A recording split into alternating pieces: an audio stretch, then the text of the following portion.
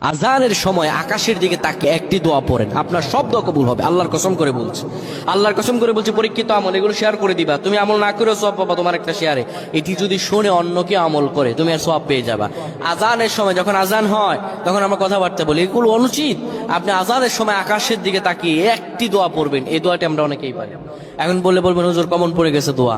আমরা অনেকেই আল্লাহ তাআলার কাছে এটা ওটা চাই, কিন্তু সঠিকভাবে চাইতে জানি না। সঠিকভাবে কোনো ব্যক্তি যদি চায় আমার আল্লাহ তাকে দয়া করবেন। আল্লাহ বলেন, বান্দা উদউনি আস্তাজিব লাকুম, আমার কাছে চাও আমি আল্লাহ সব দিয়ে দিব। সুবহানাল্লাহ।